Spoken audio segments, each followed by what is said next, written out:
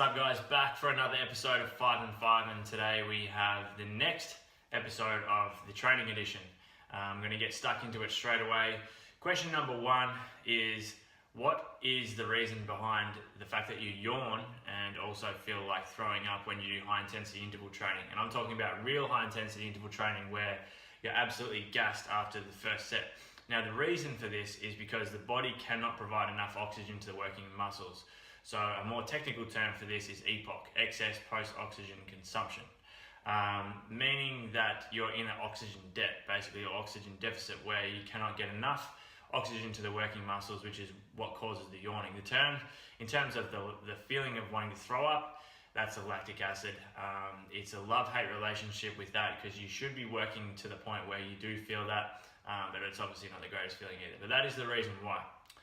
Next question is regards to squats and deadlifts, and it's for those that for some reason or another cannot squat or deadlift. And the question I get asked a lot is, can I still make good progress, or will I still be able to grow my legs as well as being able, will I still be able to grow my legs even though I can't do squats and deadlifts? And yes, of course you can. There's a lot of people that can't squat or can't deadlift and they have ridiculous legs. For whatever reason, if you can't squat or deadlift, there's plenty of other exercises that you can do. Okay, there's leg press, there's Romanian deadlifts. If you can't do Romanian deadlifts, there's obviously other movements like hamstring curls.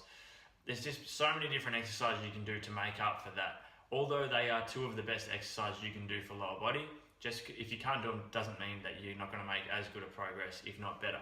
Okay, you just got to find ways around it with different exercises, and that's easily doable. The next question I got asked just yesterday actually is, why don't we do isolation movements at the start of a session? So why wouldn't you do bicep curls before you go and train back? And the reason for this is because you're pre-fatiguing the muscles that you're going to be using to lift the weights. And over time, we obviously want to be progressively overloading, okay? Getting stronger over time. And that's extremely hard to do if the muscles that you're trying to use to overload are already fatigued.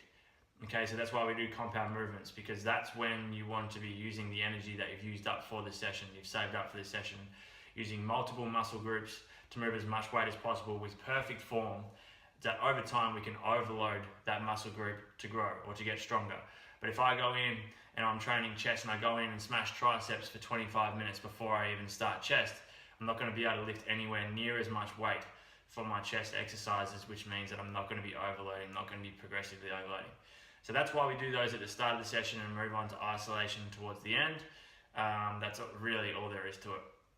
Next question is, how can you stop the pain or the fatigue in your forearms and biceps when training back and doing things like pull-ups and lat pull-down especially.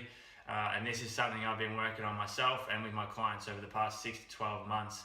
And probably the number one thing that's helped me is relaxing my thumb. And yeah, it's as simple as that. So instead of putting your thumb under the bar when you do pull-ups or lat pull-down or even a seated row, basically any back or pulling exercise, put your thumb over the bar.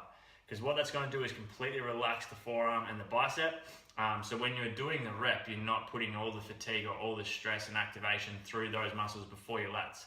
We want to be working our lats, okay? That's why we're doing the exercise. So when you're pulling down, you should be having your thumb over the bar and thinking about pulling your elbow towards your lats, and that's what's going to activate through the lat and take the pain or the pressure away from your forearms. And you're going to be able to lift a lot more weight with your back and actually get the activation you need for the muscle to grow and get stronger.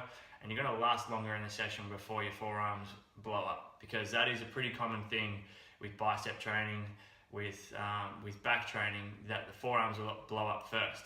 And this goes for biceps as well. I made a video on this a while ago about how you can stop your forearms from fatiguing when doing biceps. And instead of holding the weight like this when you're doing curls, so most people do curls and they curl their wrist up at the top when it gets hard. You got to keep your wrist straight, neutral. So you're switching off the forearm, putting all the activation, all the load through the bicep. All right, next question. Now this regards to abs training. What are my favorite exercises for lower abs? Because it's common knowledge that a lot of people have very well developed abs. So the top four, I guess, in the six pack, or the top part of your abs are always very well developed. And most people do not have good lower abs and very well developed lower abs. Now this is caused by 1, tight hip flexors, and 2, not doing the right exercise to actually target the lower abs. Okay, so the The hip flexor side of things, you just need to do a lot of stretching, release work through the hips to try and make sure your pelvis is in a neutral position. Okay, you can't really see my hips in this camera position, but release the hip flexors, plenty of glute activation and strength work to keep your hips neutral. That's the first thing, okay, before you even worry about the exercises. Secondly, with lower ab exercises, a lot of people think that just by raising your legs, that's going to work your lower abs. Most of the time, that's going to target hip flexors. You need to make sure that you're rolling your hips towards your chest. It's the exact opposite of a crunch. So when you crunch, you're rolling your ribs down towards your hips. That's what's working this top part of your abs. To do the lower part, you need to do the exact opposite. Okay, so you need to roll your hips up towards your chest, exhale, focus on not using momentum, and get the proper activation you need to work the lower abs. Okay. Last question is in regards to carbs. Now, I'm probably not the greatest person to ask about carbs training, to be perfectly honest, but how do you grow your carbs? Now, from my experience and for those that I know that actually do have good carbs, and the research that I've done, because carbs are a smaller muscle group, you really need to increase the frequency, okay? They recover a lot quicker and you need to hit them with a lot of volume. So a lot of reps, still focusing on progressive overload, but instead of working in, let's say, 6 to 8 rep range, even though that can be beneficial in terms of strength and whatnot, I would stick to anywhere between 10 and 20, even 30 reps, and getting a lot of volume in, focusing on getting stronger over time and hitting them at least 2, 3, 4 times per week.